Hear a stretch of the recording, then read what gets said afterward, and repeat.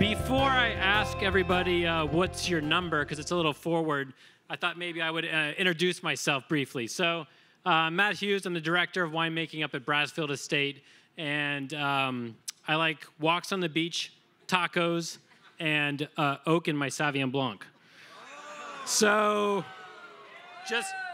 just saying, don't call me Alder. So, and honestly, I've been here 18 years in the county, making wine in some form or another, and had the pleasure and the blessing to be able to work with a lot of different vineyard sites here. And Sauvignon Blanc, of course, has been one of my faves. It was, in fact, I would say one of the reasons why I'm here as a winemaker today is my very first day in Lake County. I crazily bought a house before I moved here, and I showed up, and the real estate agent had put a bottle of Sauvignon Blanc on the counter for us when we came in, and it was Mark Birch's from Wildhurst, and I, drank the whole bottle, and then, had another one after that, and thought, man, this is a really cool place, and Sauvignon Blanc is really awesome here, and this could be a fantastic thing. So I think that's working out for the county so far, so I'm really excited about that. But what I'm up here to talk about is Brix at harvest. I think as a winemaker, how do we talk to the people that we work with when we talk about Sauvignon Blanc and how we want to make it? Brix is a pretty big part of that conversation. So, I don't know any other winemakers in here. Let's put up your hand if you tell your vineyard manager you give them some other parameter you want for your Sauvignon Blanc. Didn't think so. So, everyone picks on Brix, right? So it's kind of a big deal. So what's your number? I want to do a quick survey, and if we could, because it's late in the day and we've had a lot of wine, and we're going to have some more wine, and I want you to be a participant in all this. When you agree to what I say, or when you fall into the range of Brix that I'm speaking of, I want you to just stand up. Don't put your hand up. Just get out of your chair and stand up and sit back down. Because I'm going to ask everybody what Brix you pick at. And, if you're a vineyard manager, stand up for the Brix you'd like to pick at.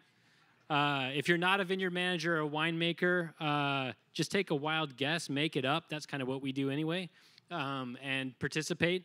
So why don't we start in the... Let's start here and go 19 Brix or under. Really? All right. Okay, so David DeSante is not here. So he does that. How about 22 Brix or under? There we go. It's good. It's a good level. What about 24? Or no, let me call it 23 Brix. I got to get narrow because we're in the golden window there. 23. Yeah, I like 23. But 23. Hey, my vineyard manager just stood up. I got to make a note of that. So 24 or above. Kristen, I saw your hand go up. 24 or above. So it's interesting, a little range, obviously sandwiched right around 22, 23 Brix. That's no surprise to anybody in here, I'm sure. So, but I think a better question, other than what's your number, is what's your style, right? So this has kind of popped up throughout the day, throughout the sessions, and I think what we're really talking about is what kind of Sauvignon Blanc do we want to make? And David Glancy, thank you for writing an intro for my presentation. So we can do a lot of different things, right? We can make really lean, mean, and green Sauvignon Blanc. We can make ripe Sauvignon Blanc. We can make stony Sauvignon Blanc. What do we want to do? And is Brix the main driver of that? So that's a big question for me. I mean, we've heard about yeast. We've heard about site, which obviously I think is pretty important, tonnage, all these other things. So what's your style? So that's the question I really want to kind of focus on and talk about. And, we have a few wines to taste, but after we're tasting the wines, I want to circle back to this because I want to ask the bigger question, and I want you to start thinking about it right now so we can have things to talk about, discussion about it, is what's Lake County's style of Sauvignon Blanc, all right? So we're going to come back to that in a minute. So I started asking myself, what kind of style of Sauvignon Blanc do I want to make, and how am I going to make that consistently year in, year out so that I can say to people I do this on purpose, right? Because that makes me look like a cool winemaker. So one of the questions I started asking is, will 23 Brix in one particular season be the same as 23 Brix in the next year? Is that going to give me the same wine? How many people think that if you pick a 23 Brix every vintage, it's going to be consistent? Right? Good, I got that one right. Excellent. So, so I agree. So that was one of the things I thought, well, that doesn't make any sense. So I need to kind of hedge my bets, right? I might want to pick a little on the underripe, a little on the overripe side, and make sure I can come back to the point that I want to go to. So that's one thing I started to think about as a winemaker and started to do different Brix picks. And then the other question I have as a winemaker is, how do you make complexity in a wine like Sauvignon Blanc, right? So back to Alder's statement, is it kind of like a little narrow bandwidth here that we're dealing with when we talk about Sauvignon Blanc, or are we going to be able to open it up to a big diversity of styles that can really work? So how do you create complexity in Sauvignon Blanc? You got options, right? In regions of the world, you've seen this. Some people put oak into their wine, right? Some people use blending grapes, other varieties, Semillon being the most popular, right? What about yeast? Now that's a big thing. Yeast is becoming a way to diversify your flavor profile. And even really cool stuff now that hasn't been talked about yet today, but things like skin contact / skin fermentation even. Which hasn't surfaced yet, and that's another way to make a different style of Sauvignon Blanc. So we have these options, but we're going to focus, of course, on Brix right now, and when we taste these wines. But I think listening to everything that's taken place, we do have the ultimate duty to communicate to our consumers about what we're doing, right? To the point that was brought up on the last session. And are we going to go out and are we going to talk to consumers about our yeast choices? Are we going to go out and we're going to talk to them about the ins and outs of crop load? Maybe. There is that romantic story of the tiny crop and the suffering vine, which they resonate with. But probably that's not our story, is my guess. So what are the things that we can communicate to them as winemakers and have them kind of latch onto it? I think, picking at different levels of ripeness. I think ripeness is something a lot of consumers can understand. Have you ever had a sour cherry or an overripe apple or whatever? Most people have. Ripe banana versus green banana. There are fans in both camps there. So that kind of stuff. So what do we do that we can talk about for them? So I think Brix is probably one of the main things in that camp. So we've got 6 wines here, guys, all right? And I want to try and keep this fun. I'm not a technical guy. For everybody that knows me, you know that. And I like to think that, we might have all these different picks in our winery, and it gets a little crazy. And they're all very individual, and they have different personalities, but then they could kind of come together and provide a certain experience, like you might have if you were to watch the show Friends. Anybody's heard of that? Dating myself here. But here's 6 individuals, right? All sort of hanging out together, being really cool, and it's a fun show to watch. And you watch the whole show. You don't, maybe you have a fave in there, but you watch for the whole experience, right? So I think that's what Sauvignon Blanc could be like and is like in my winery. Also, probably a really good time to mention that, Joy mentioned it. We do all these crazy trials, and I want to thank our team at Brassfield for putting up with this. 2 different clones, different ripeness levels. We actually narrowed it down. So we had more wines than 6. And then Megan told me the placemats were only so big and I had to back off. So, but this is actually me being restrained as a winemaker. So so my team has to deal with this kind of stuff all the time. So thank you to them for putting up with me. So anyway, let's jump into it a little bit here.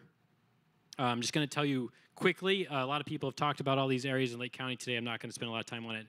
Where we are, we're up there in High Valley. It's beautiful, it's awesome, and we make great Sauv Blanc. This is what the valley looks like. It's really pretty. I think, the big story really is the diurnal shifts up there. That's especially on the valley floor, and that's where we grow all this Sauvignon Blanc. So. Really quickly, how we went about doing this. So we really wanted to keep the variables down as much as we could, of course. So we tried to put together a little, I call it vineyard fruit respectful program. Basically, very straightforward, kind of basic reductive winemaking. I'm not going to go through all this, but same yeast, same process to everything. All this was done in stainless steel drums. And then we kept the wine on the lees. The wines that you have in front of you are not stabilized. They're just straight barrel samples. So you might notice a little bit of cloudiness, but that's how they are. So let's get into tasting these, and then I want to come back after we taste through these wines and revisit the style discussion. So let's taste these together. I'm going to keep all the tech data up on the screen. We're going to kind of go through this pretty quickly. One thing I want to say is that in your booklet, there are matching TAs for the wines at harvest versus the finished wines, and that's not correct. So for whatever reason, the TAs got copied over. So this is the correct date up here on the screen. So you don't have to look at your book. You can look up here, and you've got all the information. So we're going to taste through these really quick, and then if you've got comments on these, anyone want to say something, raise your hand. We'll get to it, but we are going to circle back when we're done tasting. So this is for glass number 1. We did 3 clones at 2 different levels is what we ended up selecting. So this is your classic clone 1. And we did this at what I thought was, the edge of underripe 19.6 Brix. And we got this great 7.1 grams per liter TA alder for you for that glass. So I think, you might, this is very typical what you might expect. You stick your nose in there and instantly it's got that, I call it the raw grape taste, but it's maybe a little bit of pyrazine kind of activity, maybe a little reductive, flinty minerality in there. But, what you would expect from a very early pick. But I think the surprising thing, what's up, Don? So he's asking me how many grapes did we pick? And I think we ended up picking, was it 2 macro bins, Jonathan? Yeah, 2 macro bins of each. Yeah, so a ton of fruit. What's the goal, You know how vineyard guys are, though. Sometimes it changes. And no, these were put through the press on their own. Yeah. No, we're good. So we did it. No lie. This is wine number 1. What do you guys think of this? This is pretty tart, but I think my takeaway on this was 19.6. This isn't bad. I drink this. It's zippy, right? Yeah. It's zippy, but too tart for me. Too tart for you. Where we found the threshold. There's a threshold. Well, anyway, yeah. No, it works for me. But yeah, it's not as bad as I would have thought. So hey, vineyard guys, 19.6, and you could almost get away with it. So anyway, let's go on to second wine here, the second clone 1 wine. So this is what kind of a more. I wanted to get a good spread here, so it's a little bit more of a normal 23.5 Brix. I mean, instant difference, right, on the nose. It's very, very crisp. Ooh. Wow, is the acid higher? So, any comments on that? It's a lot racier than the numbers would suggest. Yes. Like something about the unique combination of its characteristics makes it seem like it's a lot closer to the other one in acidity, even though it's much lower. I would call it a ripper. Yeah. Yeah, and I think also you look at the finished wine numbers, and I think alcohol might be playing a role in that. Is my guess. But also, again, going back to the question of Brix, is that a total indicator of what's happening in the flavor profile of the grapes, because it tastes also pretty green. Mm-hmm. So, but I would say, going between the two of them, it's like old world, new world. The old world is not about fruit. I mean, it's about lower sugars, really. But right. But it almost has that old world feel. Yeah, yeah. No, I think it's for me it's slightly flinty reductive, that first sample. So yeah. So that's the other thing, and then so that's clone 1, and then we are fortunate enough up at Brassfield to have a few different clones. So we've got this weird one, which we haven't really talked about too much today. which is 376. And so this is a unique little clone. And so this, we managed to grab it at 20.6 for the first run. And I think, you know, the interesting thing about this wine for me, we can talk about the difference between this and its riper partner, but its aromatic profile. We know it was touched on earlier. Can we get new clones and different clones and mix it up aromatically? And I think this wine does a good job of that. It's kind of always got this little signature mandarin orange vibe going on in for me. Yeah, a little tangerine skin, kind of.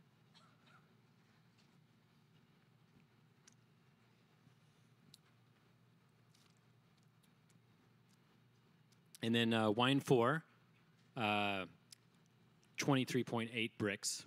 And we did, I will make a note, we didn't try to adjust acidity on these. We tried to just let them be as they are. But on the slightly riper picks, I was concerned about pH getting out of control. So we did actually, on the last 2 riper wines, adjust it a little bit. So this did get a little acid add, but... Bumped up the TA a little bit. Well, it seems so much more weighty on the palate. I mean, it's just such a marked difference. But Yeah, it is. It's a bigger wine altogether, but I think what's really what we've found in our tastings at the winery and with other people, that it seems to express the clonal character more as it got riper. So we kind of think maybe, you know, it tastes more like 376 as it got riper, which is interesting. I guess I don't like 376. Fair enough. Do you have something in here that would make Alder happy? Actually, I really like the lower Brix version of this wine a lot. I think it may be my favorite of the 6. Yeah. So in its leaner form, I think it's a really nice wine. Yeah, no, the riper version is just, it's a lot fleshier. It's a fleshy wine, and and again, it goes back to style. It's a fleshier wine, and is that the kind of wine that we want to make and can make? So, and then last pairing here is a Muscat clone. Wine 5, harvested at 22 Brix. We didn't get a big spread on the Muscat as we might have liked to, but I think it still shows some considerable difference. Closing remarks noted. And again, I think, you know, just you see the clonal difference, and you get a little of that stone fruit character that Anita was talking about from before when we tasted the clones.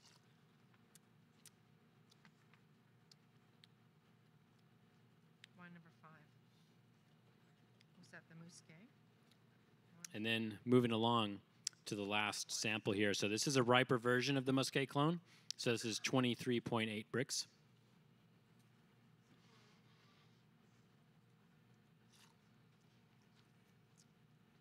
Yeah, acid seems pretty low here.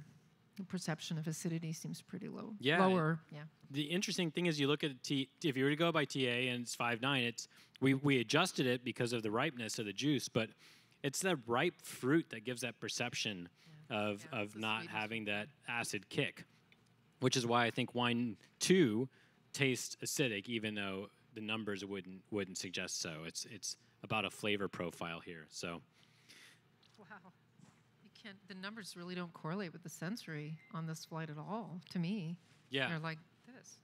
Yeah, and again, this was an adjusted juice just to maintain it. So I mean, you look at the pH. This is the other thing you have to be considering. You know, if you're gonna play around with this stuff as a winemaker, and you want some ripe Sauvignon Blanc, you're probably gonna want to blend it because like a pH 374 coming in off the vineyard. You know, that's something that you can't work with. So, but you know. People ask me, I've done this for a little while, actually. So aside from these trials, I've actually picked like this as a winemaker for a little while. And people ask me, Matt, why do you do that? Why don't you just try and take an average and see where that lands you and make one harvest and, you know, spare the people you work with some headaches. And I like to give people I work with a hard time. That's one part of it. But the other thing is I think you actually get more when you spread it out like this. Yeah, I agree. And it's a lot more fun. So... I thought we could do something together because it's the end of the day and we're going to go and socialize here in just a minute. but let's do something. So this is required participation. All right. So if you're sitting there, I'm going to call you out. Here's our 6, right? Our 6 characters. So what we're going to do here is you're going to make a blend, right? So maybe there's one component here you wouldn't want to use. So I don't know if you can use all 6. You might want to dump your water glass out if you're going to do that. But I want you to play around because I think it's fun. And you have all these different ripeness levels. Can you make a little blend here that's going to give you more complexity than what you might have thought? So you can use all 6. Right, here's the example of this 6 grape blend. Oh, you're not telling us what to blend. This is a free free blending. It's a free for all. Free blending. And then here's the example of 5 components that work really well together. Well, this is the Go-Go's. That's my strategy. Do you guys know that? One of each. Just the Yeah. highest acid. This is an example of 4 components that work really well together, highest right? acid versions of them. Do you guys know this group? 3 that work well together. That's question mark for some people maybe. But look, Kurt's got a glass of wine in his hand, so I thought that was a cool picture. 2 guys that work pretty well together. So you can use just 2 if you want. Or if you really want to, and you think one grape knows it all, doesn't care about anybody else's opinion, and has a singular vision for what wine should be like, you can just use 1. What picture do you think I'm going to put up? No, it's Mr. Burns. It's Mr. Burns from The Simpsons because he's evil like that. Oh, Lord. But anyway, play around, guys. I want you to play around, make a blend, I made a blend. enjoy it, and then I want to circle back right now with the panel and while you're playing around with your blends. And by the way, put your hand up if you think you found something really tasty so that I can write it down and use it for next year's wine. But I want to circle back to the question of style, Lake County style, okay? So this is to the panel. You've tasted our AVAs. You've tasted these different versions, yeast, Clones. tonnage, ripeness levels. Obviously, you have some favorites, and obviously, you have some opinions, which is great, which is why you're here. So what do you think? What do you think Lake County's style of Sauvignon Blanc is? Okay, I'm going to jump in and get on the record that it's what I originally said, and I've stuck to it, that there are style camps here, and there's a range of style camps, and there's fantastic wines from each represented in each camp, and if you have an outlier, great, we'll make a new camp for it, but I want lots of camps. I want lots of styles, and I get that here. No, I think we do have the capacity to do a lot of things here. I mean, we don't make just one Sauvignon Blanc. So if you guys visit our table tomorrow, we make an oak version, and which we're releasing for $198 a bottle. It was going to be $200, but I've just put it down a couple of dollars to get under the threshold. So, but yeah, and we do a skin fermented version, and I know other people do as well, which is really fun. So I think there are chances to do that, but we have to also communicate that out to our customers about what is that, why they should pay $198 for that. David? Well, there's lots of room for many styles, as you've both said, but I do think the majority of Lake County Sauvignon Blancs are, really quite bright fruit. Some citrus and tropical in the mix, but bright acidity and I would say more intense acidity. And I said a little bit in the little piece I wrote, it reminds me of Marlborough in a way of that you've got so much UV here that you're capturing sunshine in a bottle, that there's an intensity there. Not as much so as Marlborough, but it's heading that direction. Yeah. It's somewhere stylistically between if there is a Napa average style and what Marlboro's is. Yeah, I always tell people that we're making, California Sauvignon Blanc here and Lake County Sauvignon Blanc, and I think, I think we do need to talk, and I think everybody needs to talk from their own regions about their own style. And when we go out and we talk to consumers, we need to say that we're making Lake County style Sauvignon Blanc, or we're making New Zealand style Sauvignon Blanc, or we're taking New Zealand style, as some people are, and we're elevating it and going in a different direction. So that just needs to happen. But I mean, we make California Sauvignon Blanc. Alder, I know you don't have anything to say. I never have anything to say. I don't think Lake County has a distinctive style of Sauvignon Blanc versus, say, Napa or Sonoma. Like, there's nothing that I taste that I'm like, oh my God, that's definitely a Lake County Sauvignon Blanc, in the same way that I can with New Zealand, right? I mean, you can pick a New Zealand Savvy out of a lineup of other things pretty easily. I think it's an interesting question about whether you should have one or not. And I don't have a ready answer to that. But I haven't yet seen a distinctive regional style. Don't worry. I'm going to go with David on this one. I think when I've tasted for 24 hours here, pretty much the whole time, and I think that across the board, the wines have shown the core of what Sauvignon Blanc should be in bright acidity, citrus, as David described it better than I could. But beyond that, I'm going with diversity. I think Deborah, to what you said, and that I'm going to back up on what I said earlier. You might think that I would think that would confuse people, but this is a sort of thing that I don't think has to confuse people if we start talking about it. That the diversity of this grape is really pretty cool. And you're doing that here while keeping true to what the variety really can't do without. Yeah, and so it's the Wild West of Sauvignon Blanc in Lake County. Absolutely. So, come for your Sauvignon Blanc adventure. So it's been a long day. It's been a great day. I think it's been a really informative and fantastic gathering, and thank you to everybody that helped put this together. I know it's been a lot of work, and thanks for everyone that came to attend and listen and share. Thanks to all the volunteers that have been pouring all the wine and everybody else. So if you guys have any other questions for me or for the panel, fire away. Other than that, I think we're ready to go. Have a good time.